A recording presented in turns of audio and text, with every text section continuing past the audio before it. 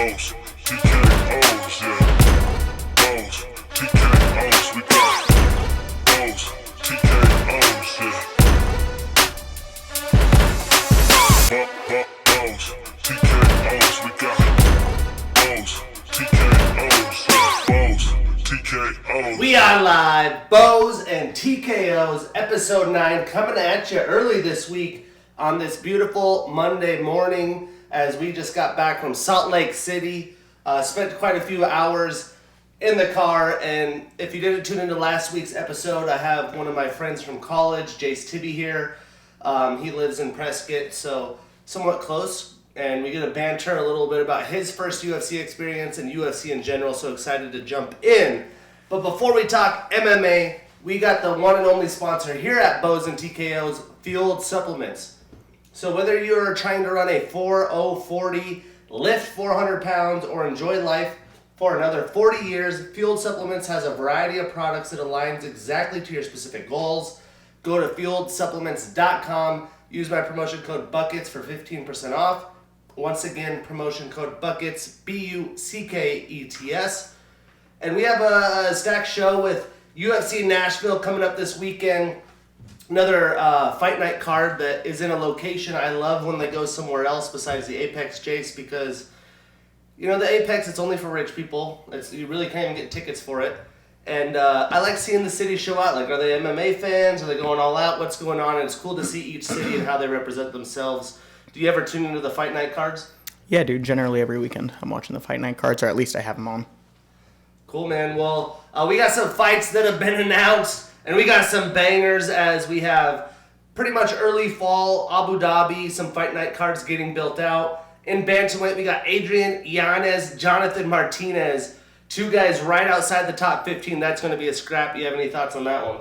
That is going to be a scrap, man. Always cool to see Jonathan Martinez coming in there, and he's got a tough challenge in Adrian Yanez. So hopefully he can make the best of it. I'm going to go with him. A win there is really going to set the stage for their fights, and we'll break those down later. But we have another banger. You put Edson Barboza in the octagon. I'm tuning in. Shit's going down. We got Sadiq Youssef, Edson Barboza, October 14th.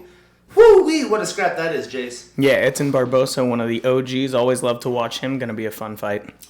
And then we got in the featherweight division, 50K, Dan Ige, Bryce Mitchell, September 23rd. It'll be great to see Bryce try to get redemption after Aaliyah Topuria just wiped the canvas with him. Yeah, man, watching that fight. I'm a big fan of Bryce Mitchell. Good guy. Thug nasty. Inside and outside of the octagon. He's really entertaining. Seems like a great guy, like I said, so I'm pulling for him in that fight. Looking forward to seeing it. And then we got Drew Dober, Ricky Glenn, October 7th. I always make a joke on here. They should just call Drew Dober the Crimson Chin because he's got the big chin like on, what is that, Fairly Odd Parents, and he never goes down. But when Drew Dober's stepping in, you got to tune in. Yeah, man, Drew Dober's awesome to watch. He always brings a show. He's always banging fists every fight, so excited to see that one. Fists. We got Vitor Petrino, Modestas Bukakas, November 4th. That's a great fight in the light heavyweight division. Speaking of light heavyweight, announced this morning, which ruins one of my fight predictions, but we got Magomed Ankalaev, Johnny Walker, two great young talents in the light heavyweight division. With a win here, could potentially get you right in line for that light heavyweight title shot, especially with Jamal Hill being out. Yeah, man, Johnny Walker making a comeback with a huge win over Lionheart, Anthony Smith, in his last fight. So getting a chance to come and fight Magomed, going to be a huge challenge. Hopefully he can pull it off. And then these two have really taken the UFC by storm in the amazingly deep lightweight division. Rafael Fiziev, Mateusz Gamrot, September 23rd, 5 rounds main event. Man, that's going to be awesome. Yeah, just super excited. We get to see Fiziev go another 5 rounds. He always brings the heat. Always fun to watch. Yeah, I rewatched him and Gaethje pre the fight here, and man, what a war that was. Love seeing this guy back in the octagon. We got Alex Caceres and Giga Chikadze finally taking an opponent. Supposedly people had denied him. I think he was trying to shoot too high in the rankings, and people were like, "Bro, you haven't done enough yet." But that will be going down August 26th. Yeah, it's a combination of him not doing enough yet, but also him being a monster. Chikadze is not somebody I would want to fight in that division. Well, we'll see if he can match up against Bruce Leroy. And then we got D-Rod, Daniel Rodriguez, Santiago Ponzinibbio, September 16th. That's going to be war, I'm sure. Yeah, Ponzinibbio is kind of an unorthodox fighter, but always brings an entertaining fight. So UFC's doing a great job lining all these up for us. He definitely likes to throw hands. And then there was a big announcement after we recorded the pod last week. You know, USADA has taken over the UFC by storm, and it's definitely a safer, cleaner sport than the days I became a UFC fan.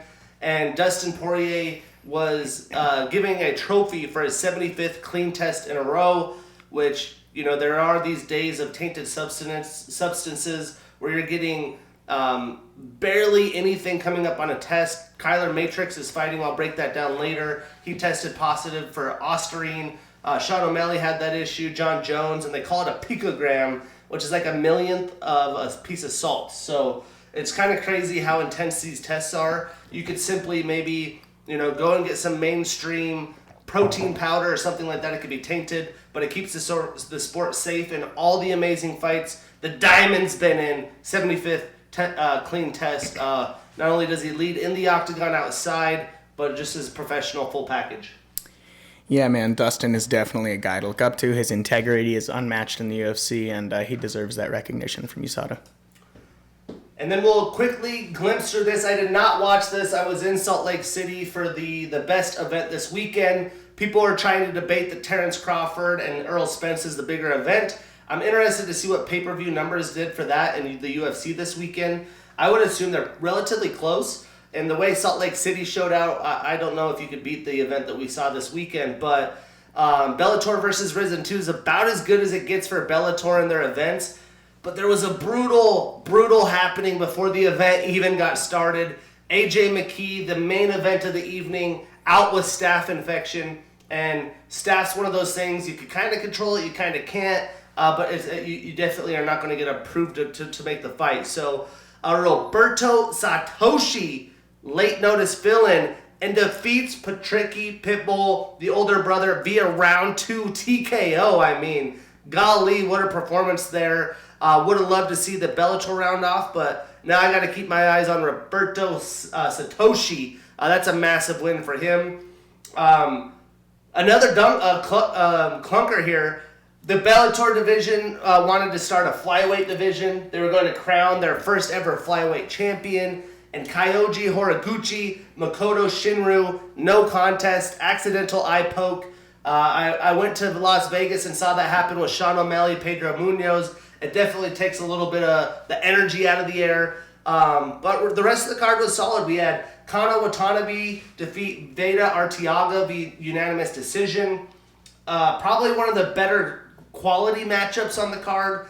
Again, you got a guy, Magomed, not only once but twice in his name. He's probably going to be a problem. And Danny Sabatello got to experience that. He lost via round 3 guillotine choke to Magomedov. What a name, man. We had Andrei Korshkov defeat Lorenz Larkin via split decision. So very close fight. I picked Lorenz on that fight. Would probably love to watch that back if I can. We had Juan Arculeta defeat Hiromasa Ogopuko for the Rizin Bantamweight Championship. Chihiro Suzuki defeated Patricio Freire via round 1 knockout. Patricio, one of the better fighters on the Bellator roster. He did lose to Anthony Pettis' brother, Sergio. But for him to take a round 1 knockout defeat, watch out for Chihiro Suzuki. And then the very, very good Tafik Musayev defeating Akira Okada by round 2 knockout. So Bellator Rizin, it went down. If you were able to tune in, awesome. But it's funny that this event happens as Bellator's trying to sell the promotion, the PFL's interested buyers. The future of these other organizations, it's going to be drastically different in 2024. But great event by them here. You ever try to tune into Bellator or think about it in the future? I usually only tune in when there's something crazy that happens and I see a highlight or there's a fighter that I know who's either a prospect of the USC or has moved down into Bellator, another one of those promotions. That's usually when I catch those fights, but not actively. And loved watching the clip back. I wish, sometimes when you go to live events or things like this, I would have been at home with this boxing probably pulled up on my laptop. But Bud, Terance Crawford coming out with Eminem Live to Lose Yourself. I mean, if that doesn't get you fired up, I don't know what does. And boy, did that set the stage as he just cleaned house with Errol Spence Jr. Two of the best fighters, which since the 90s, if you have two undefeated fighters in their primes, they usually don't match each other up. You know, they want to have the bragging rights, they want to have the money, and then way past their prime, like Floyd, Pacquiao, it ends up happening. So the fact that these guys in their mid-30s got to fight each other, it was awesome. But yeah, I mean, I thought it was going to be a close fight, but I thought Terance Crawford was the better boxer, and boy, did he showcase that. Got a round 2 knockdown and ended up getting the round 9 TKO. Massive performance. I can't wait to see where Terance Crawford goes next, and I don't know who's going to be able to stop him. Any thoughts there? Yeah, not too big of a boxing fan. I'll tune in for huge fights like this if I wasn't doing something like being in Salt Lake. But seeing those highlights and then also seeing that entrance with Eminem and having a live performance of Lose Yourself to the walkout was an unforgettable moment that will be in clips for here to come. Well, we're going to jump right into UFC 291, potential card of the year, BMF title on the line. I will admit, for picks, it was a little rough sledding out there. I was 5-6 in my picks. The first losing record on a card for bows and TKOs is we're 9 episodes deep. But we are plus 15 on the year, 53-38. I am not mad about that. So we're going to keep bringing those awesome picks for UFC Nashville. But before we even talk about the card, Jace, this was your first UFC moment live. I mean, when did you become a UFC fan? Let's start there real quick. Jeez, I must have been 15 or 16 years old. I'm 31 now, so that was in the days of Chuck Liddell was my favorite fighter back then as a kid. Fell out of it, but when I got into college and through college, I got back into it. So now I guess 8 or 9 years total. And what got you into it? Did your dad watch it, brother? Did you have someone that was a influence, yeah. Or did you just randomly stroll No, across it? my late stepdad actually was really into MMA. He had the box sets of the King of the Cage promotion, Hell yeah. like the real deep Hardcore. down and dirty shit. Yeah, so I started watching those, and then when he was watching UFC, I would go and watch with him, and kind of fell into it that way. Right on, man. Well, after all those years, did you ever think in the short term, like the past few years, you'd go to a UFC event? Was it something that you wanted to do, or was it just simply enough? I was like, hey, you want to go? And you're like, fuck it, time is now. I've always wanted to go, but, you know, the further we get in life, the more expensive those things have gotten, and they've always just been a little kind of out of reach for me, but this one seemed like one to definitely go for, and I'm glad I did. It was an unforgettable experience, man. Yeah, if you could summarize just the night overall, what were some of the emotions, some highlights, and for those that haven't gone to the UFC, you've been to NFL, NBA, majority of sports, what stuck out the difference between this and other live sports, and why would someone want to pay $300 or so to get a ticket? It's an experience you don't get on TV. I think, watching on TV is great, but I can't put it into words what it's like being there. The energy is something like you've never felt before. I've been to a lot of games, big energy, great stadiums and teams known for the energy that their fans bring. And just being in this arena watching the UFC fight, especially a card like this, the energy is the thing that stood out the most. Just awesome, man. Everything went perfect. What was your highlight of the night?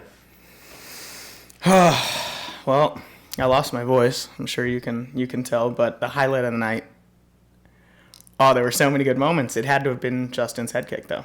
Of course. I just remember like having my hands on my head for about 15 seconds. Like that just happened. Dustin Poirier just got flatlined on the canvas. Like, oh my goodness. And then we came early. We were there before the first fights. There had been 2 fights pulled off, which we'll break down further. One of them a huge bummer.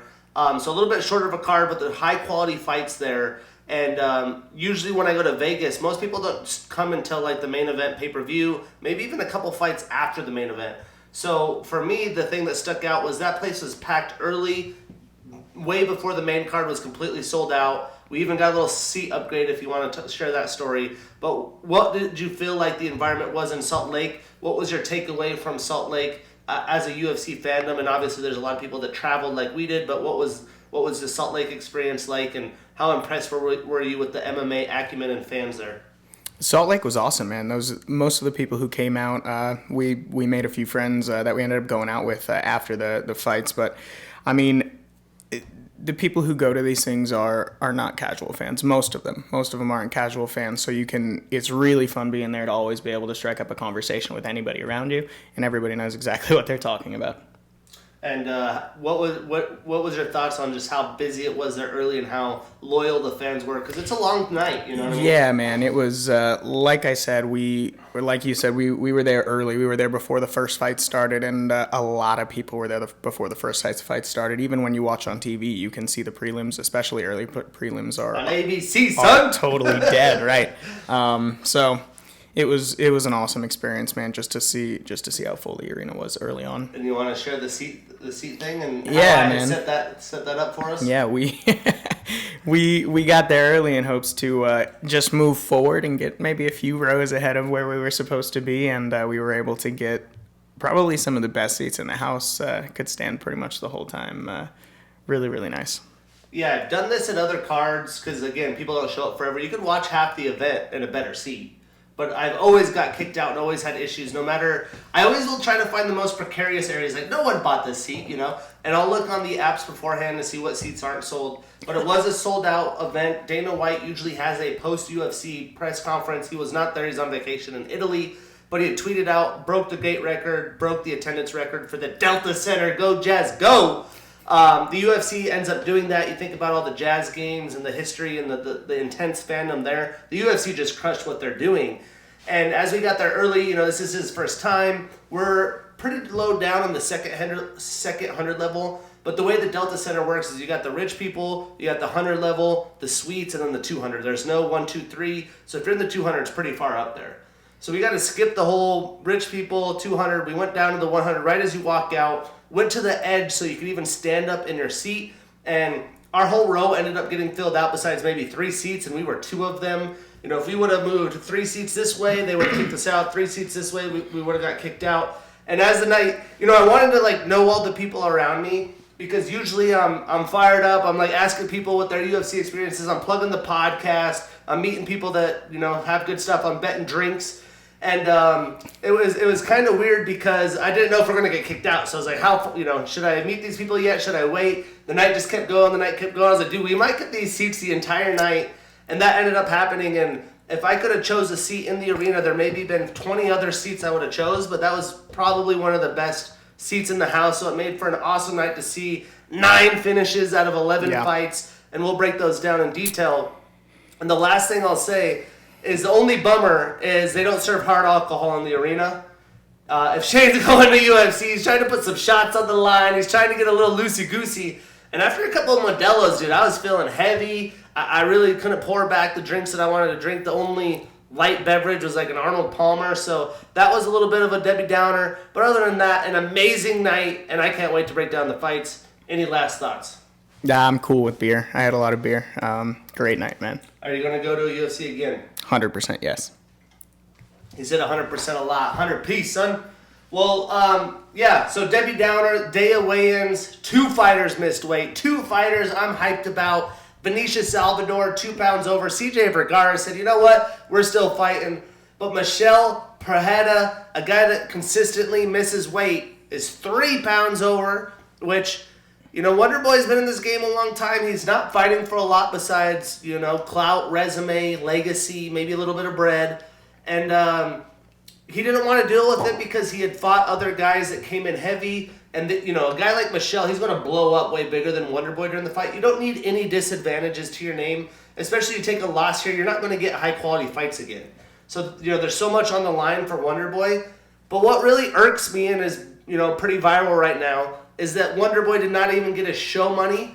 You know, Dana White wasn't there. That's probably Sean or someone's decision in the absence of Dana. So there might be maybe some negotiation going on the week, and Dana might be, you know what, we got it handled. But that's also could be Dana saying that if you guys want to pull out of the fights, like I know he missed weight, he's getting fined, he's getting, you know, we're going to make this as appropriate with the circumstances that we can. But he might be trying to make a statement like, hey, if you guys, don't want to deal with it, like, we're not going to pay you. So it's going to be a very controversial subject. I'm sure Errol Houani might be talking about it right now or whenever the MMA hour starts. So I'm sure we'll see a lot of that on this week, but that definitely was a kick in the nuts a little bit.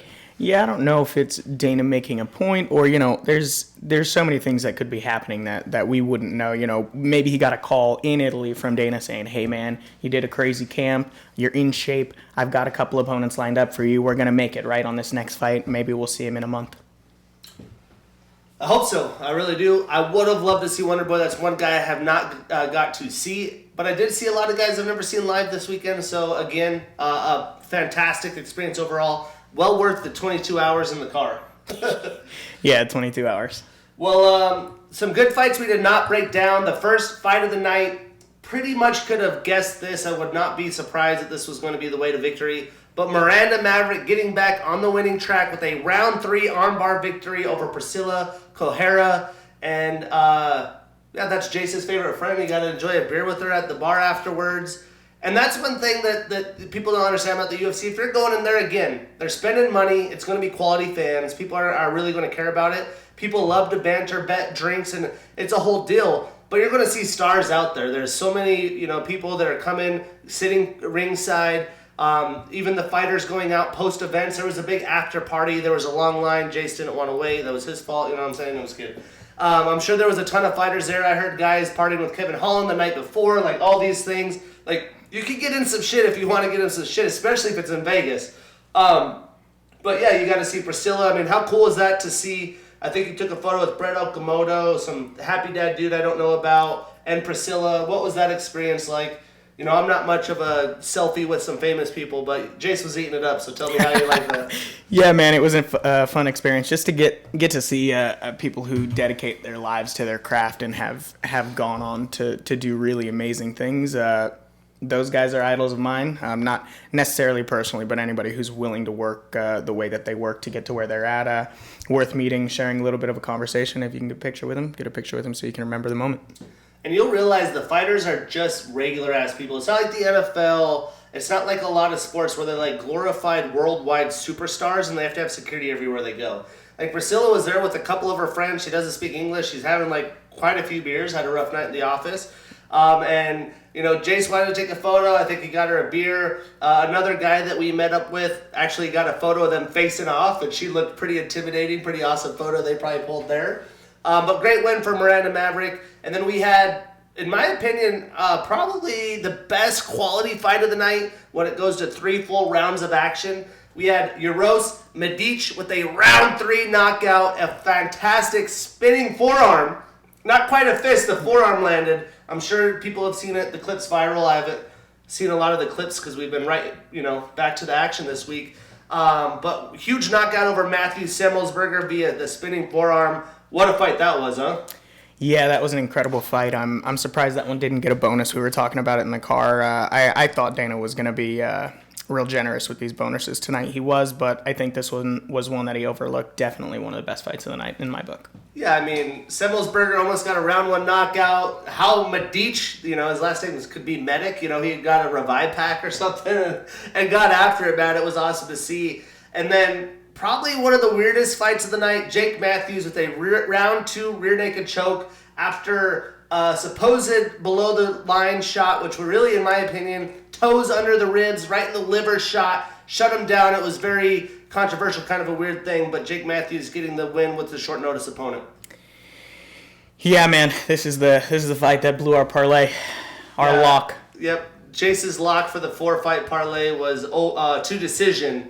And you could tell probably in the first 10 seconds that was probably not going to happen. I was really excited when they made it to the second round. I thought they were going to be tired out. I was tired out watching it. Well, he was so tired he just tapped right away and gave up his neck. So I'd have done the same thing. But we're going to kick it off in the prelims. Holy shit, this knockout, man. We had Roman Kopylov with a round 2 knockout over Claudio Ribeiro. Clean leg kick, almost as probably even cleaner than the kick that Gaethje landed. But this is a massive win versus Kopylov. You knew these two were going to come after it.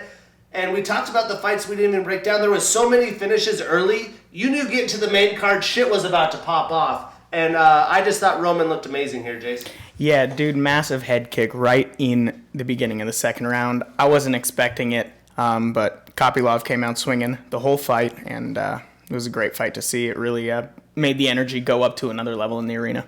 And yeah, by this time the fucking Delta Center was rocking. Yeah. Roman statistically landed 32 total strikes and significant and got the knockdown, so he's throwing heat pretty much the whole fight.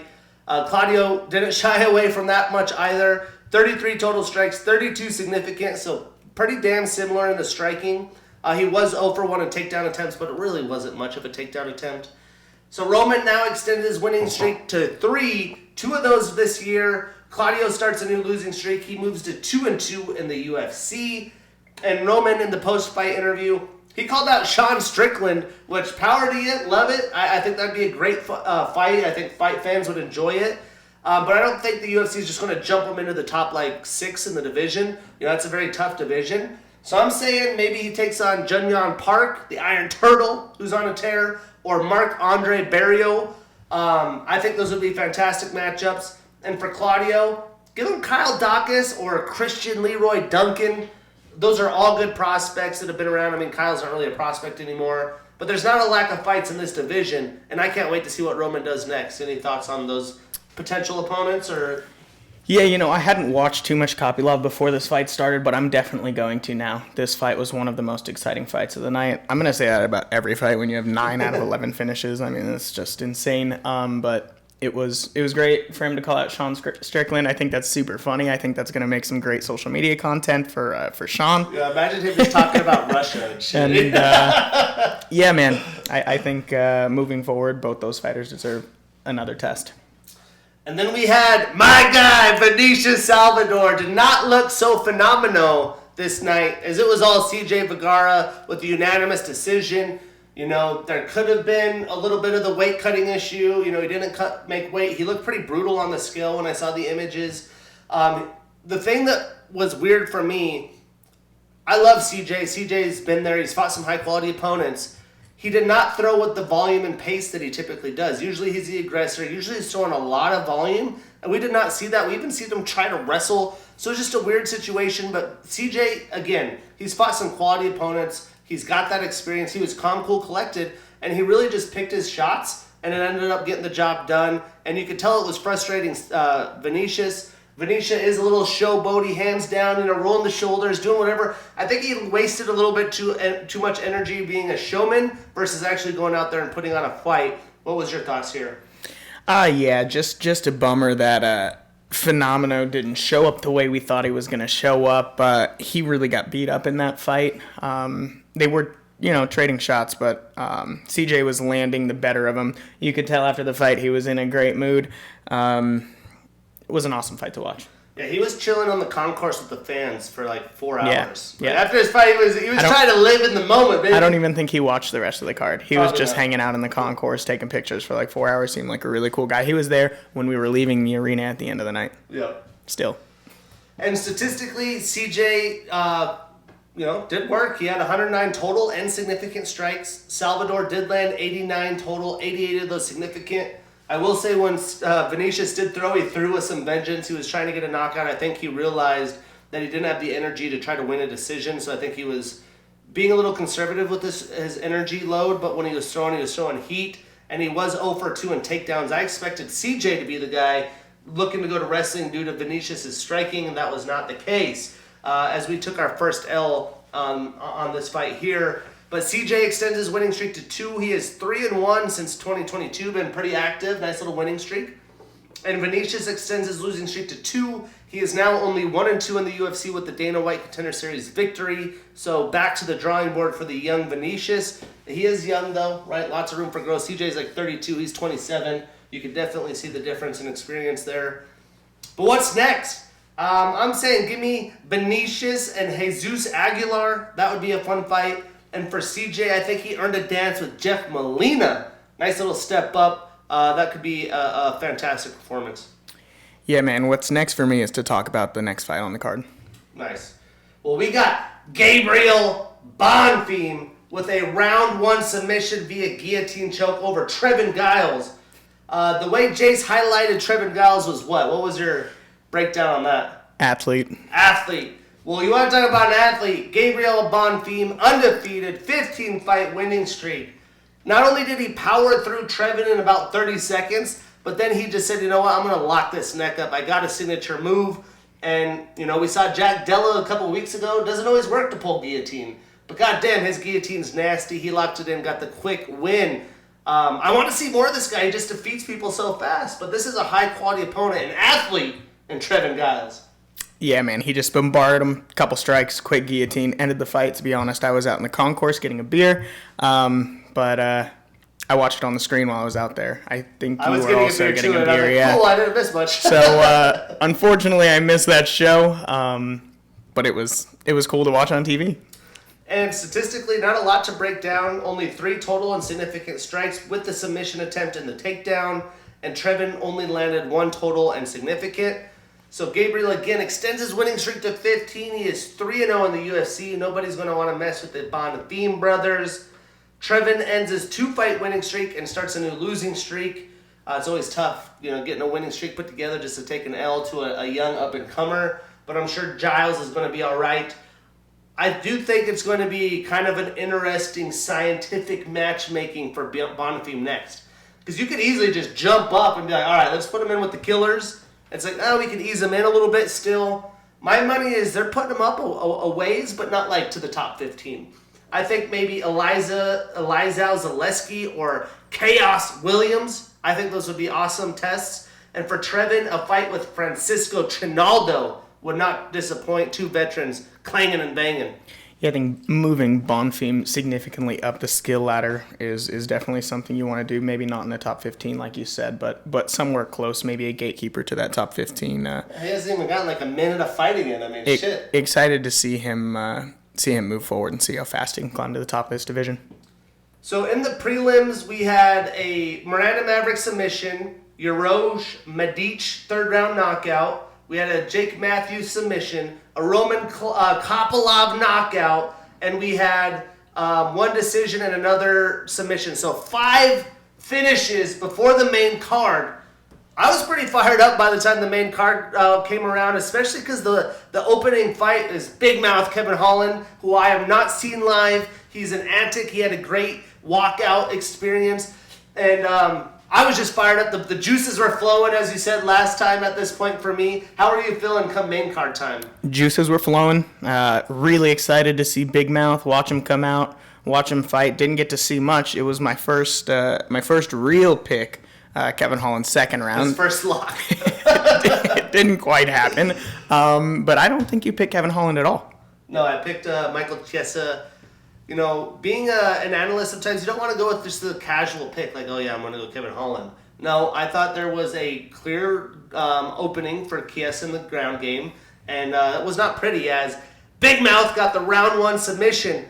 And the whole ironic part is it was via Darce choke, which Michael talks about being an issue for him, and how Kevin Holland has such a good Darce choke. We were literally watching RC and DC the night before we recorded the pod, or the night before we left, and he was talking about, you know, I can't get caught in that. Oh boy, did he. And he did not look to see some ring rust. He was a little slow and haggardy in there. And Kevin, being as active as he is, he just looked great, man. Yeah, Kevin is awesome to watch. He's incredibly active. It just comes natural to him. His cardio is off the charts. And for this fight to be real quick for him, he's known for those fast turnarounds. You said it last time. He has the most fights in 12 months out of anyone ever in the UFC. I think it was 7. He could fight again next week. I doubt that'll happen, but golly, this is a big win for him, right? He went back down the weight class. He's got a couple wins now. Chiesa's ranked 12th. Rankings don't come out until tomorrow. I'd assume we see a number 12 next to Kevin Holland's name, and there will not be a lack of potential opponents for Kevin Holland. But quickly, I was going to say, one of my favorite things about seeing the fights live is when you buy the pay-per-view, they do a little bit of the walkout, you know, Megan O'Leary's in the tunnel. Sometimes you could kind of hear the song in the background, but I love just seeing who the fans really love, who they shout for. I like seeing the energy of the fighters coming out and their music blaring, and like you're kind of getting in the headspace of that fighter. So that's one of the experiences I really enjoy in the live aspect. Any thoughts on how that was for you, seeing them come out, seeing the whole energy, the hype, the Bruce Buffer shit live, like all that? What was that like? Being my first UFC event. This is my first professional fighting event. I think I saw SummerSlam at WWE event when I was like 15, and Limp Bizkit played. That was cool, but no, it's really, really a cool experience. Unique. The whole building is bumping. You feel it in your whole body. You feel it in your heart, and man, it just gets you going before the fights. I got goosebumps you're talking about, but that shit gets you, to your point, in a whole other level that you can't experience at home. Even if you have surround sound, you just can't dial it in like that arena going balls to the wall. Yeah, you don't get the fans in there either, which is something that's left out. I mean, they're relaying studio songs on the TV. It's not there bumping through the speakers with the pulse of the fans. Well, statistically, again, not a lot to break down here. Kevin only landed 12 total strikes, 9 of those significant with a submission attempt. Michael Chiesa landed 6 total, 4 significant, but went 0 for 5 in takedown attempts. If you were to put money on it, did you think he was going to get a takedown in this fight? Yeah, for sure. I think he would have gotten a takedown just looking at his history. He's a great wrestler, but Kevin Holland came prepared. He's been fighting grapplers. He got a level up there. He talked and credited Terance McKinney, who actually used to train at Sick Jitsu in Spokane, I think has changed because he's gone through some adversity in his career as well. And it might be a perfect match. Could you imagine Terance McKinney and Kevin Holland together, man? What a show that's going to be everywhere they go, huh? Yeah, they should make a podcast. They definitely should. Well, Kevin extends his winning streak to 2. He moves to 4-2, all at welterweight since 2022. So he moved to welterweight in 2022, 6 fights. He's been active, while Michael extends his losing streak to 3. His last win coming January of 2021, over 2 years ago, against a very good Neil Magny. But it's going to be back to the drawing board. You could see the frustration from Michael. He took his gloves off after they announced that he was the fuck out of there. Yeah, I don't blame him. He knew he was going to get caught in what he got caught in, and he spoke called it. he spoke that into existence. So what's next for these guys? Again, you can just throw names on a dartboard, throw a dart, and catch who he's going to fight. But I think for Jack, for Kevin, if the Jack Maddalena Sean Brady fight doesn't happen, either of those opponents would be box office. Could you imagine Jack Della and Kevin, Sean Brady and Kevin? Those would be great. I'm assuming the UFC is going to just put that fight back together, though. If that's the case, why not Neil Magny? Another guy in the rankings. He has not fought him. A gamer. These are the 2 probably most game guys. Neil accepts a fight against everyone. He fights 3-4 times a year. Kevin Holland does the same. Let's see who could be more active and be more prepared.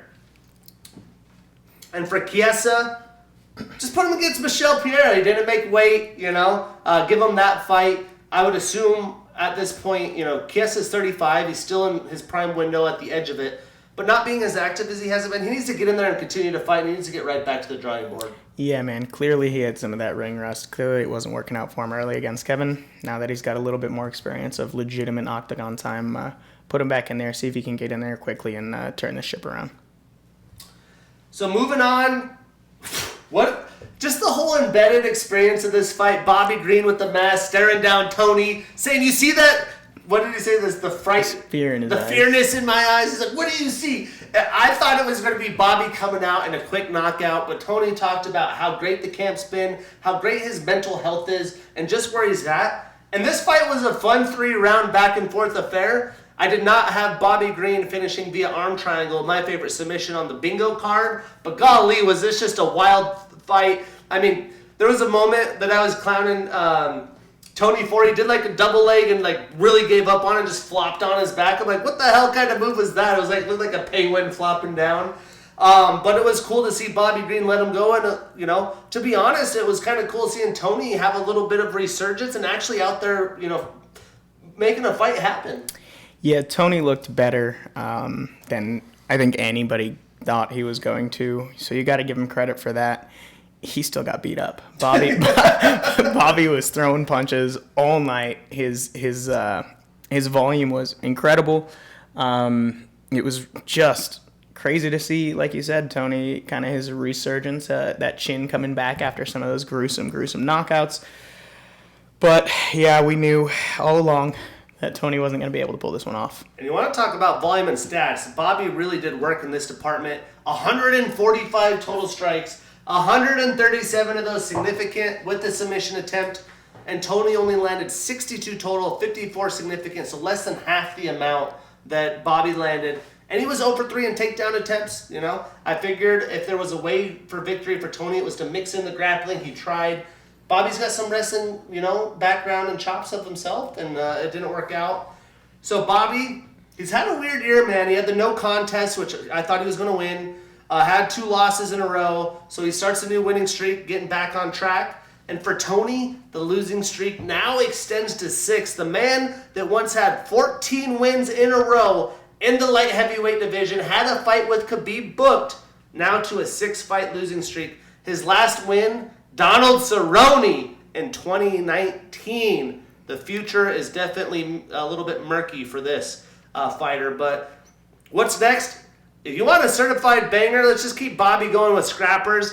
Bobby Green, Diego Fieta, and for El Kukui, if he does fight the UFC again, I don't think they're going to give him some brand new kid on the block. We're going to make a good matchup. So how about the technical striker Guram Kutateladze, who's coming off a couple tough L's as well? I think those both fantastic matchups.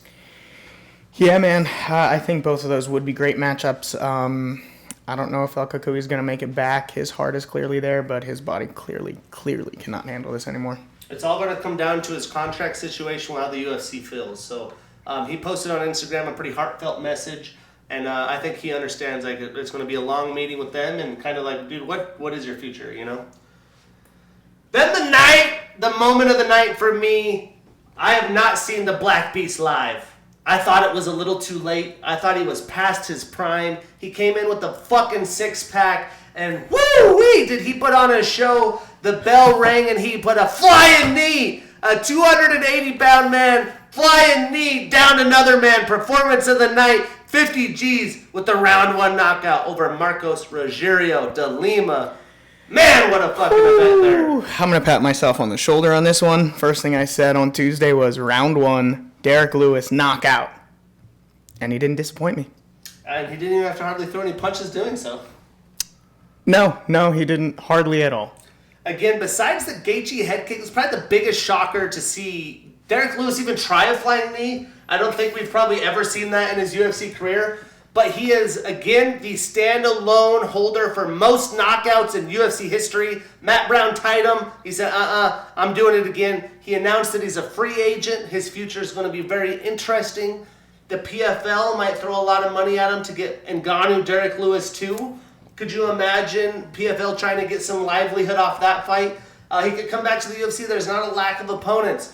But for me, my highlight, not only seeing the Black Beast, I wanted him to win. I didn't pick him, but I wanted him to win. I am a massive fan of the Black Beast. But in the post-fight interview with Joe, the shorts coming off, the standard celebration, the balls is hot. I mean, he was feeling himself. He's got a 6-pack. It's like me coming with a 6-pack. I'm taking my shorts off. I'm showing off. I'm having a good time. I could only imagine the night that Derek Lewis had after that. He told his wife, I'm coming home and busting those guts. Fuck. It's just cool to see a man like that in his moment and in the zone. Joe was loving it. I'm sure pay-per-view loved it. And goddamn did we love it.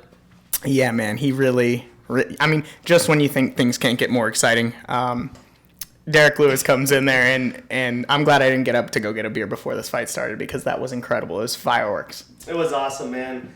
And again, not a lot from the strikes. There was a lot of finishes here. 9 of the 11 fights finished. Almost any die-hard UFC fan, if you gave them the lineup that we had without the Wonder Boy fight and you said 9 of these 11 will be finished, people will throw their money at the wall.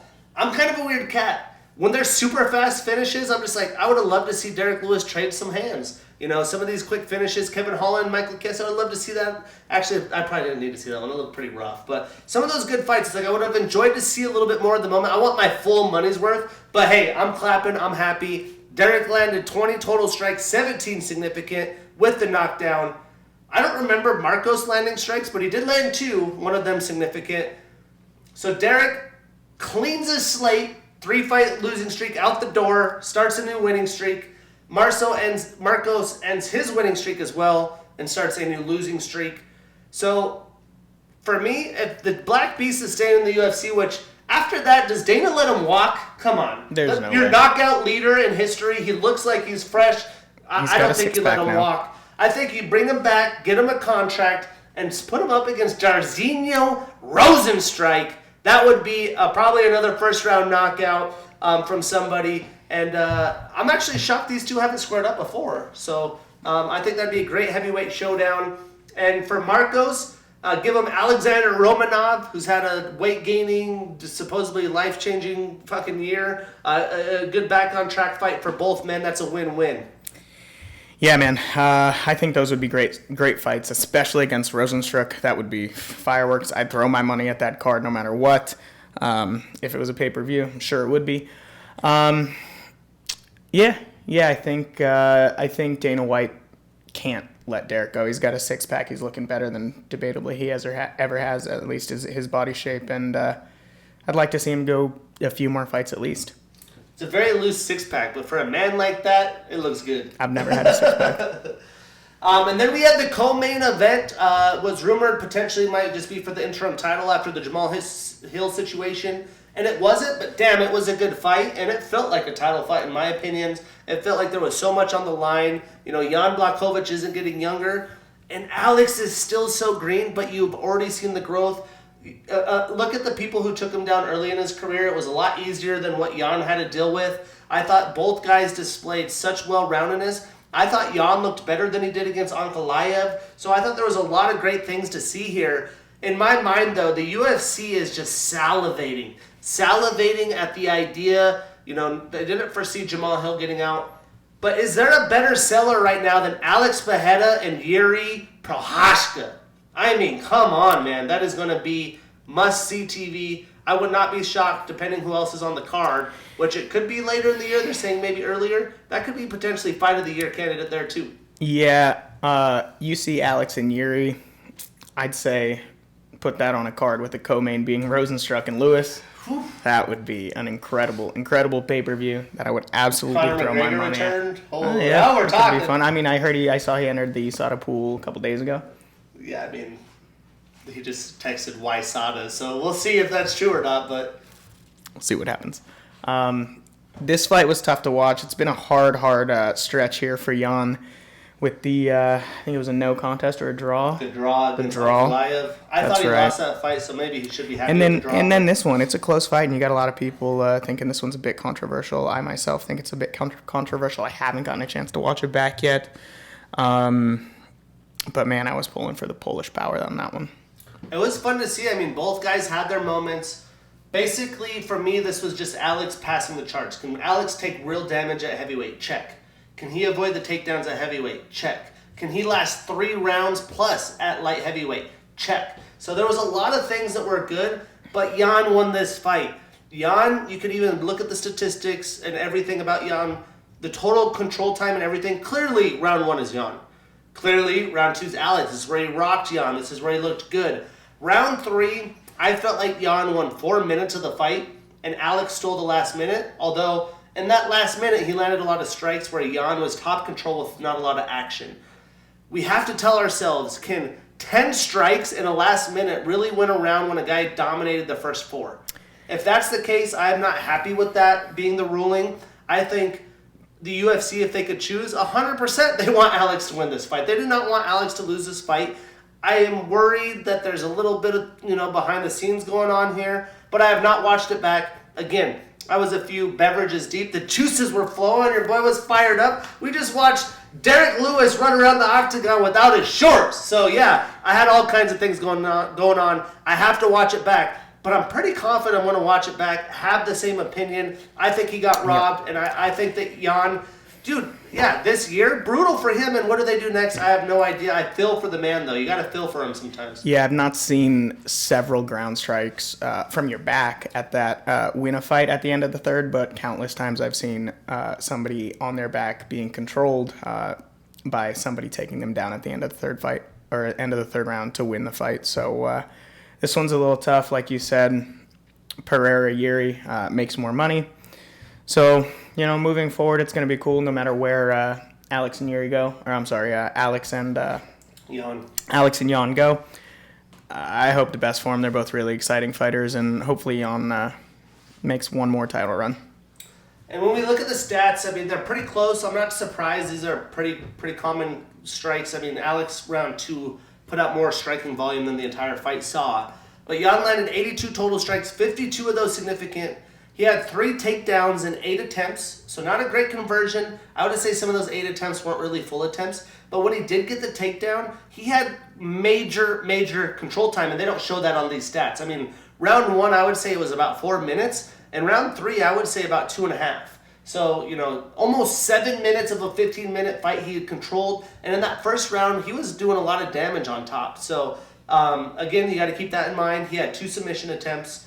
And then Alex landed 112 total, so about 30 more total strikes, 70 significant, 18 more significant with the submission attempt. So now Alex starts a new winning streak. He is a very impressive 5-1 in the UFC. In 6 professional fights, actually 7th, his next fight, he will be fighting for 2 division titles in the UFC. I don't think we could call it champ because he's still not the old holder, but he could be a 2-division champion in under 10 fights. I don't know if that's going to be a record that I don't know could ever be passed. And definitely 5-6 years ago, I don't think anyone would have thought would be possible. Alex is speedrunning the UFC and MMA as a whole. And he's clowning on Izzy. Oh, Izzy, you can't beat Jan, I just beat him. Oh, I got the light heavyweight title, you want this? It's going to be interesting. I just have a feeling there's going to be one more time these guys face off. I don't think it will be the short term, though. So next, I do think Alex and Yuri's a lock. We don't even have to try to predict this. The UFC's already jizzing their pants and having a good time. I think it will be Fight of the Year candidate, especially what we saw from Dustin Gaethje. But for Jan, I was thinking Johnny Walker. Johnny Walker's booked. I was thinking maybe a rematch with Magomed Ankalaev. Magomed Ankalaev's booked. So the future is very weird for Jan. I think he's going to have to let some things shake out. Then the main event of the evening for the BMF title. No one saw it coming. No leg kicks in round 1. Not as many as we would see. Dustin was looking good. Dustin was flowing. Well, Justin gets a round 2 knockout over Dustin Poirier. 50 G's. All the finishes on the main card got 50 G's. So although maybe Dana wasn't super polite, he did provide a lot of moments. And man, just seeing these 2 guys go after it, it's my first time seeing Gaethje live. If I could think about the fight, I'm thinking of the head kick and how shocked I was. I don't think I've been shocked like that in a sporting event in a long time on TV or in person. But Gaethje with that backflip, man, it's scary. If I was his coach, I was like, don't do that. But I feel like he put some extra on that one. Yeah, you saw him almost fall over onto Herb and Dustin. He's lucky he took, Dustin. Lucky he took a step to the side there. But man, this 2 of my favorite fighters of all time. Love watching them. Pick Dustin. Justin trains here in Phoenix, I think, right? No, in Colorado. I think I said that last time too. Yeah. He's from Phoenix. Okay, well, man, this was an awesome fight. The only way this would have been better is if it went 5 rounds.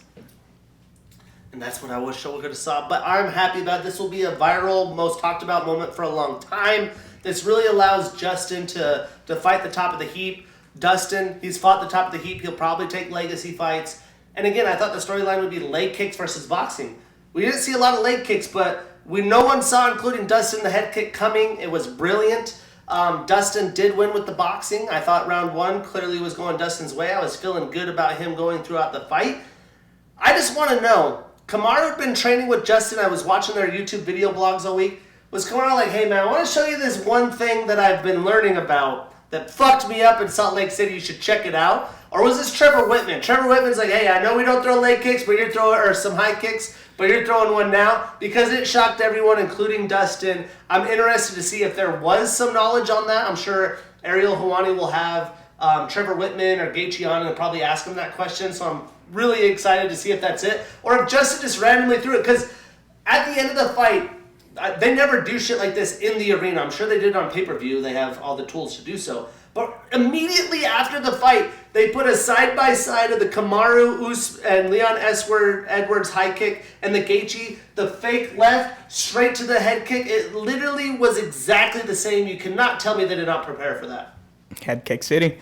Head kick city. Salt Lake City, the city of shocking head kicks, I guess. Yeah, I think Trevor and Kamaru were the only ones, and maybe Justin, but the only ones in the arena who knew that was coming. Insane, man. I was just like, oh my, I couldn't even say anything. Yeah. And statistically, Dustin landed 27 total and significant strikes compared to Justin's 41 total and significant with the knockdown. So Dustin starts a new losing streak. He is 3-2 since 2021. Justin extends his winning streak to 2 and is 3-1 since 2021. So I think Justin's probably going to wait for Oliveira Islam. I think if he does that, though, I think Volkanovski skips him. I think Volk fights again, Islam fights again, then they fight, because Volk really wanted to fight Islam now. He didn't want him to take Oliveira. He got Oliveira.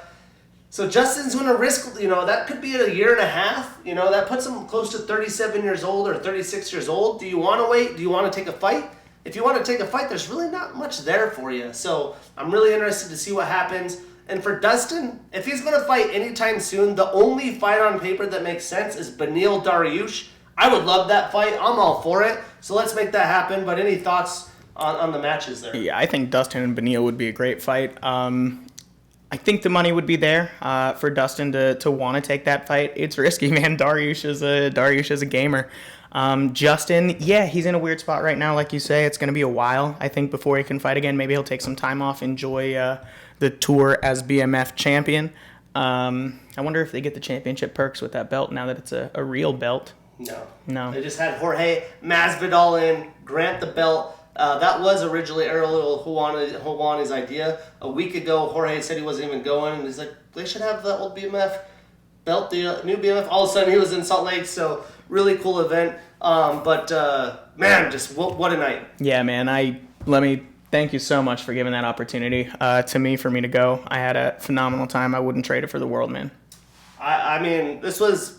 Again, I thought it was pretty well on its way to the card of the year. I think at this point it might be, but there's a lot of good action coming up in the future part of the year. But 9 finishes, 11 fight. You can't draw that shit up. Justin Gaethje, Alex Pereira, they're going to be stealing the headlines. And we got an awesome UFC Fight Nashville card coming up. So we got UFC Fight Night Nashville going on this weekend. Prelims at 4 p.m. Pacific on ESPN and the main card on ESPN as well.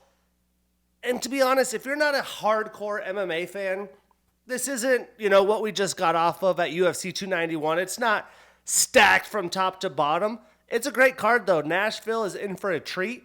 If you don't know a lot of the fighters, we're breaking down the whole card today because I think the matchups are that quality. We're going to see some awesome fights, and I'm excited to see what happens this weekend in Tennessee.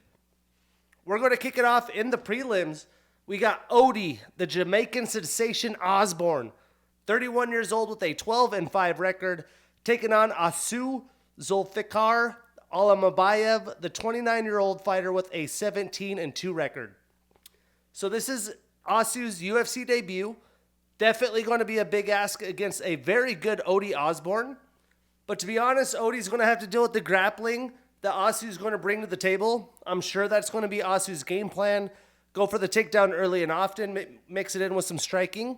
And that has been somewhat of a weakness of Odie. So we're in for a good scrap to start the night.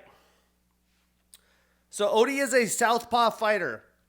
He has a purple belt in BJJ and kickboxing. He's on a 1-fight winning streak and is 2-1 since 2022. 5 of his 12 wins are via knockout, 4 via submission, so 9 of his 12 wins are via finish. He's a Dana White Contender Series and RFA alum. Meanwhile, Asu is on a very impressive 13-fight winning streak. He is an M1 alum and Brave alum, and 8 of his 17 wins are via submission. Clearly, I'm not going to act like I know a ton about Asu. This is his UFC debut, but Vegas and everybody else is high on him. But to defeat a very good, experienced Odie in his prime, who's shown growth from fight to fight, I think that's a tall task. I think he's going to struggle with the striking and the pace that he puts here. I'm not putting my money on the UFC debut or defeating the Jamaican sensation. I am taking the underdog. I am not putting him on a parlay, but we're taking Odie Osborne to start. Then moving on, we have Cody Durden, 32 years old with a 15-4-1 record and the number 13 next to his name, taking on Jake White Kong Hadley, the 26-year-old fighter with a 10-1 record. Now, this is an interesting fight, definitely a good measuring stick for Jake Hadley. Cody's been scrapping to get some solid names, since he joined the UFC in 2020. Jake is definitely full of confidence with his call-outs. He's coming off back-to-back wins, so this should be a great fight in store. When we break it down, Cody is a southpaw fighter. He trains out of American Top Team.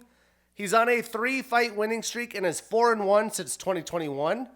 6 of his 15 wins are via knockout, 5 via submission. So 11 of 15 wins via finish, which is very good. Meanwhile, Jake is on a 2-fight winning streak. He's a Cage Warriors and Bellator alum. 5 of his 10 wins are via submission, and he does have a 3-inch reach advantage in this fight. I think Cody's definitely going to have a nice mix of grappling and striking in this fight. He's going to push Jake for the entire 15 minutes. It's going to be important, though, that if he does get takedowns, he has to be offensive. You know, he's got to be able to look for that ground and pound, look for the submission attempts. Clearly, just getting takedowns and controlling people for multiple minutes isn't enough in today's decision criteria. But I do expect Cody Durden to get the decision victory or maybe even potentially a submission. I am not putting this on a parlay, though. Moving on, we have Sean the Sniper Woodson, 31 years old with a 9-1-1 record, taking on Jesse Butler, the 31-year-old fighter with a 12-5 record. So another young guy to the UFC. Jesse just debuted against Jim Miller a couple months ago. Now he's getting to fight a very good Sean Woodson, who is in his prime at 31 years old, has good experience, so it's going to be a tall order. Sean, he trains out of Glory MMA. He's coming off a draw and then a 2-fight winning streak. He is 4-1-1 in the UFC overall. He is an RFA and Contender Series alum, and he has some length. He's got a 5-inch reach advantage and a 4-inch leg reach advantage. Now, Jesse is a Fury FC alum. He's on a 1-fight losing streak. This was his UFC debut in June. 8 of his 12 wins are via submission. And in my opinion, the only real good way for Jesse to have a path to victory is a grappling, wrestling, heavy attack with control time and submission attempts himself to try and tire Sean out. I am not betting on that, though. I'm taking the sniper. I'm putting him on that parlay. We marking that ish down, and we getting that bread. Moving on. We got Jeremiah Wells, 36 years old with a 12-2-1 record, taking on Carlston Mocambique Harris, the 36-year-old fighter with an 18-5 record. Now, what a scrap we're going to get here. Jeremiah's been rolling, although he didn't really get into the UFC well into his 30s, and Carlston's in a pretty similar position. Breaking it down, Jeremy has a black belt in BJJ. He is a Cage Fury alum and former champion, and he is on a 6-fight winning streak. 5 of his 12 wins are via knockout, 4 via submission, so 9 of his 12 wins are via finish. Carlston is a Brave alum and former champion. He's on a 1-fight winning streak, but hasn't been super active. He's only 3-1 since 2021. I honestly think Jeremiah has fought better competition. He's looked like more of a technical striker than Harris. Carlston's a little bit weird. He comes at you, some weird shots. He has the power to really catch anyone and rock anyone. But I am going with Jeremiah. I'm putting him on that parlay. We marking that ish down, and we getting that bread. Moving on. I think this fight right here, fight of the night potential written all over it. We got Kyler Matrix Phillips, the 28-year-old fighter with a 10-2 record, taking on Rayoni Barcelos, the 36-year-old fighter with a 17-4 record. Again, fight of the night potential written all over it. The off-the-script striking that both of these men can deliver, it's going to be a dandy for fight fans, so don't blink in this fight. Both men are in different stages in their careers. They're fun to watch, and they have to try to, climb the heap in the very, very deep bantamweight division. I mean, look at Rayoni, all the fights he has. He is now fighting just only a 28-year-old fighter who's coming off a 6-month Osterine suspension from USADA. Kyler trains out of the MMA lab right here in Phoenix, trains with Sean O'Malley and team. 3 of his 5 UFC fights have been fight of the night or performance of the night. His nickname's The Matrix. When he shows up, he shows out. 5 of his 10 wins are via knockout. He is an LFA and Dana White Contender Series alum, and he does have a 5-inch reach advantage. Now, Raoni has a wrestling and BJJ background. He has a black belt in BJJ. He is a 5-time Brazilian wrestling champion. He won the 2009 Nogi Brazilian National Champion, the 2002 3 and 6 IBJJF World Championships. He is on a 1-fight losing streak and is only 1-3 since 2021. So a little bit of a rut, hasn't been super active. He's an RFA alum and former champion, and he had 2 successful title defenses with the RFA. 8 of his 17 wins are via knockout. Now, Kyler has had an impressive early run in the UFC. Raoni has struggled against some very good competition, but he's defeated some quality fighters in his day as well in the UFC. I think Kyler is definitely going to have the speed advantage. Raoni will possibly have the power advantage and grappling advantage, but I'm not sure Raoni sticks to a strict game plan. He does tend to get off script a little bit.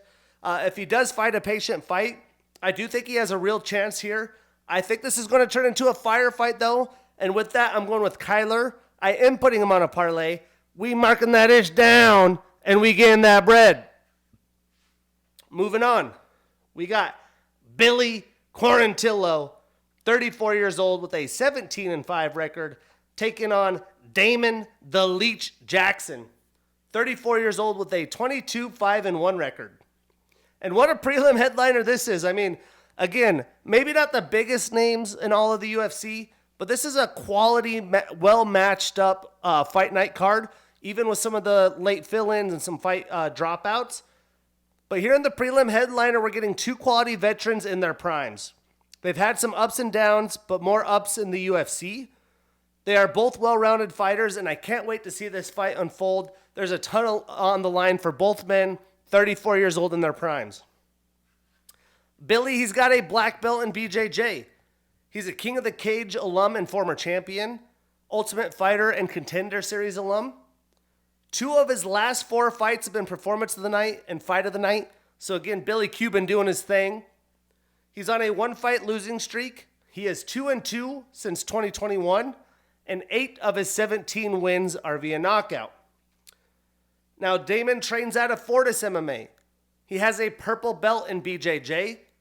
He is a King of the Cage, Bellator, Legacy FC, PFL, and LFA alum. He's a former champion of Legacy FC and LFA. This guy's been through the gauntlet, man. He's on a 1-fight losing streak. He is 3-1 since 2022. 15 of his 22 wins are via submission, and 4 of his 5 losses are via knockout. He also has a 3.5-inch leg reach advantage in this fight. I really think this is going to be another high-paced fight with a lot of actions. Both men can do well mixing in kickboxing, a little bit of grappling, some BJJ. I believe the guy that does put out more volume, can get that jab working, keep that distance, mixing in the kicks well, is going to steal a decision. I think there is a chance for a finish here in this fight, but I think they're so evenly matched with so much on the line. It's going to be a close decision, a great tone-setting fight for the main card. I am taking Billy Quarantillo. We are marking that ish down, and we getting that bread.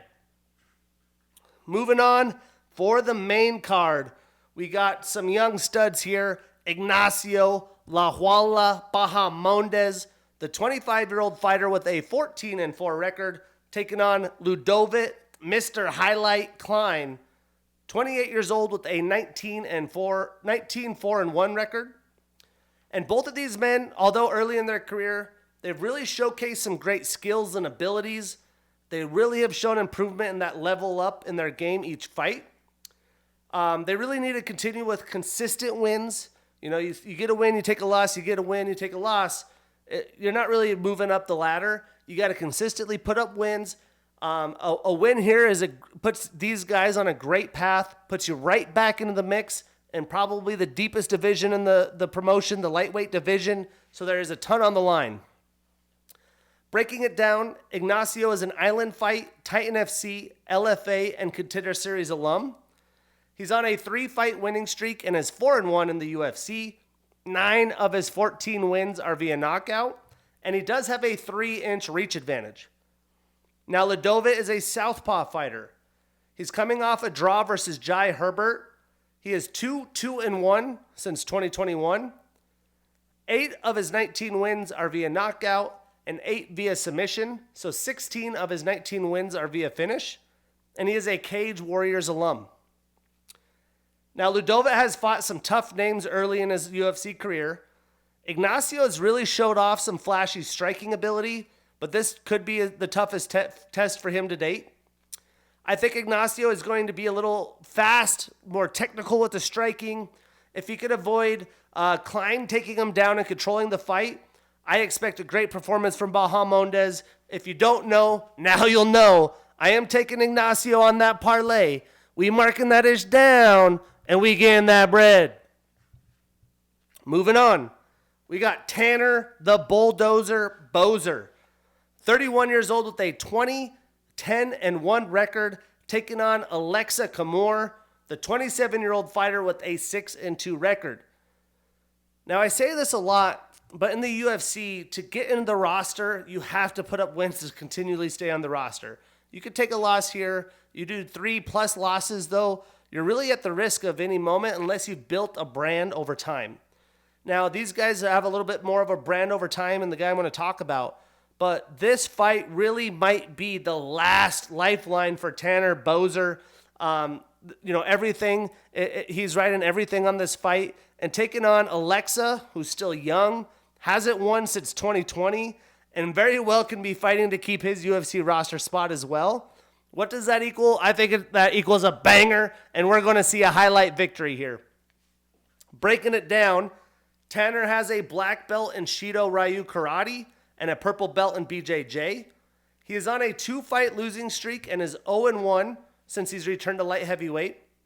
He hasn't won since June of 2021 and is 3-4 since 2020. He's an M1 and King of the Cage alum. 11 of his 20 wins are via knockout. Now, Alexa hasn't fought since June of 2021 due to an injury. He is on a 2-fight losing streak and is 2-2 in the UFC. 5 of his 6 wins are via knockout, and he is a Dana White Contender Series alum. I think Tanner's going to come out aggressive here, look to get a finish, get back on track. I think his experience and fighting IQ is going to be the difference maker in this fight. I am going to put him on that parlay. We marking that ish down, and we getting that bread. Moving on. Quite the main card we have here for a fight night, I must say. There's a lot of intrigue. We've already broken down a lot of it. But these next few fights, they're going to be one awesome affair for a free fight night card. And Nashville is going to be able to have one hell of a showing. Here we have Gavin Governor Tucker, the 37-year-old fighter with a 13-2 record, taking on Diego Lopes, the 28-year-old fighter with a 21-6 record. Now, this is a very interesting fight. I am a little surprised it's on the main card compared to some of the fights we broke down previously. And it's going to be hard for Diego to live up to the UFC debut he had against Movsar Evloev. And Gavin hasn't fought since 2021. It's been some time.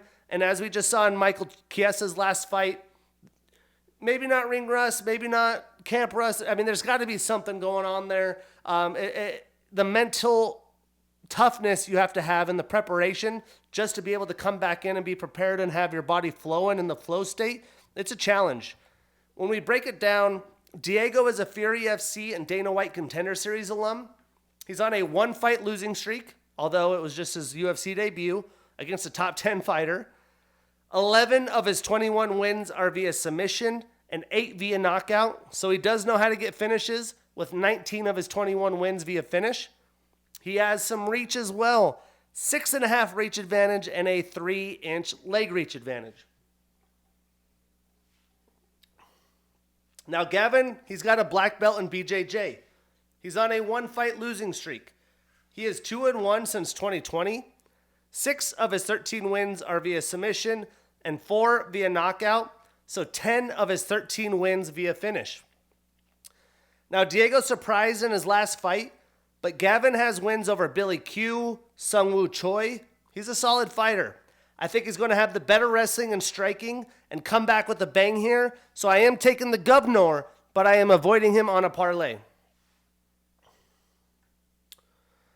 And then in the light heavyweight division, we got a certified banger. This is going to be a scrap. We got Dustin the Hanyak Jacoby, 35 years old, with an 18-7-1 record and the number 14 next to his name, taking on Kennedy the African Savage Nashekwu, the 31-year-old fighter with a 12-3 record and the number 15 next to his name. Again, another amazing battle of two men in their primes, both in the top 15, have floated around the top 15, in and out a couple times. With a ton on the line, this should make for a very back and forth battle and another potential fight of the night candidate. Now, Dustin has a kickboxing background. He is an orthodox fighter. He trains at a Factory X. He is a 2013 Road to Glory tournament winner in kickboxing. He is on a 2-fight losing streak, and he is 5-2-1 since 2021. He is a Contender Series, Bellator, Titan FC, World Series of Fighting, and Cage Fury alum, and former champion of Cage Fury. So he's bounced through a lot of promotions, and 11 of his 18 wins are via knockout. Now, Kennedy trains out of Fortis MMA. He is a Contender Series 2-time alum, an LFA alum. The UFC always knew they had talent and potential with Kennedy. They made him do another Contender Series, go into the LFA, get his dubs to earn his UFC contract. So when I'm saying there's a lot on the line, although he's 31 in his prime, you got to put those wins together once you get in the UFC. He's done that. He's on a 3-fight winning streak. 8 of his 12 wins are via knockout, and he has a 7-inch reach advantage. Sheesh. Now, Kennedy, he's looked great, man. He's leveled up. He's proved me wrong. I think I picked against him in his last fight. But I believe Dustin Jacoby, when he is his best, when he can kickbox without the worry of being taken down, he is one of the deadlier weapons at light heavyweight. Obviously, Kennedy's got that freaky length. He does have power that can catch anyone on any given night. But I'm taking the veteran, Dustin Jacoby, and I'm avoiding him on a parlay if possible. And then we have one hell of a storyline in the co-main event, the return of Tatiana Suarez, the 32-year-old undefeated fighter with a 10-0 record and the number 10 next to her name, leveling up back at strawweight, taking on this stud, Jessica Bate Andrade, the 31-year-old fighter with a 24-11 record and the number 5 next to her name. Now, Tatiana, she's getting a legit threat in her return to the strawweight division, only her second fight since her layoff. And Jessica, she got a little bit of a weakness. She struggled with grapplers. She just tries to come out there and, I think, mentally defeat her opponents and just try to big brother them. Come out aggressive, throw a bunch of power shots, and just make that person afraid to step up and look for the knockout. And I don't think Tatiana Suarez is going to back down in that moment. Breaking it down, Jessica has a black belt in BJJ. She's the former strawweight champion. She is tied with Ronda Rousey and Amanda Nunes for the most performance of the night bonuses in UFC women's history with 5 of them things. She is tied with Angela Hill for the most fight of the night bonuses in UFC women's history with 4.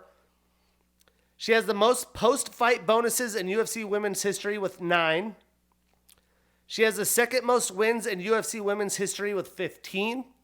She's a gamer. She's always down, never turns away from a fight.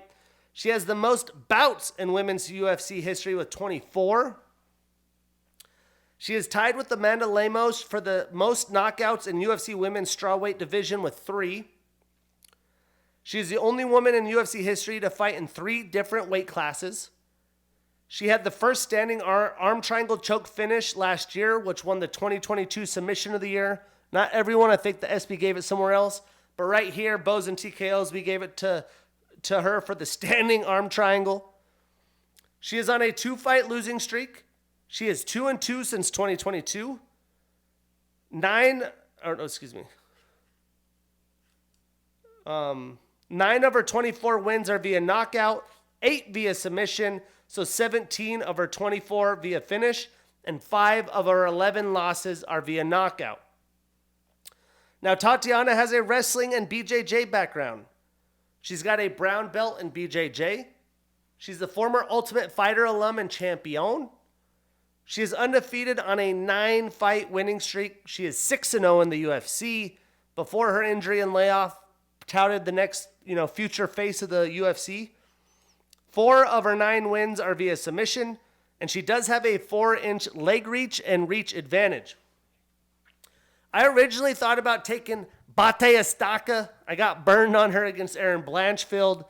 I think Tatiana purposely wanted this fight. I think this is the fight that she said I could climb the rankings quickly. I could use my grappling, but she's got to be careful. She knows Andrade can catch anyone any given night, and I would not be surprised if she clipped Tatiana, but I do not expect Tatiana to look to really open that opportunity up. She's going to grapple early and often, and for that reason, I am taking Tatiana. I am not putting her on a parlay if possible. And then we have the main event.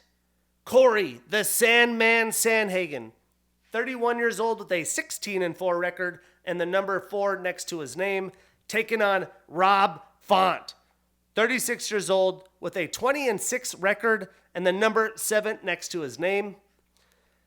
And Rob Font's a stud for taking this fight. I've really enjoyed Rob. I tend to root for him. I really did want to see the Umar Sandhagen fight, though. I think that stylistically is a better matchup. But, like I said, Umar pulled the Dagestani pull-out. So, Corey, he's been preparing like a champion. He could have kind of waited around for a title shot. He doesn't do it. He accepts Rob Font. And I am just a little concerned if Rob can really be as prepared as Corey is on the short notice turnaround. Corey's had to prepare for a different opponent as well. But Corey, as he has said, he is a savage for taking these fights, waiting to get a title shot. So all due respect to the Sandman. Now, Corey, he's got a kickboxing background. He trains at an Elevation Fight Team. He has a brown belt in BJJ. He had the 2021 Knockout of the Year against Frankie Edgar. He is an LFA and RFA alum. He's on a 2-fight winning streak, and 7 of his 16 wins are via knockout. Now, Rob is an orthodox fighter. He's got a brown belt in BJJ. His last 2 fights have been Fight of the Night or Performance of the Night, so he's been showing out as well. He is tied with Marlon Vera for the second most knockouts in UFC bantamweight history with 6. He has the most significant strikes landed in UFC bantamweight division history with 1,151 strikes. He gets that jab going early and often. I'm honestly shocked he has that most significant strikes in the bantamweight division, but he's a stud. He's on a 1-fight winning streak, and he is 2-2 since 2021, and 9 of his 20 wins are via knockout. I do expect Rob to have success with that jab. I think he's going to be able to get some boxing in, try to keep Corey at range, but I think Corey's going to have some success with the kicks, maybe even mix in grappling like he did in his last fight. I do think Corey will have a slight speed advantage and keep Rob guessing with some of the unscripted, unorthodox strikes that he has. For that reason, I'm taking the Sandman. I'm putting Corey on that parlay. We marking that ish down, and we getting that bread. But UFC Nashville, it's going down on Saturday, a little bit earlier of an event next Saturday. Another decently deep Apex card, not as good as this Nashville card. It's got a main card start at 4 p.m. Pacific, headlined by Vicente Luque and Rafael Dos Anjos. What a scrap that's going to be. Again, episode 9, Bows and TKOs. I'm your host, Shane Gillette. See you next week.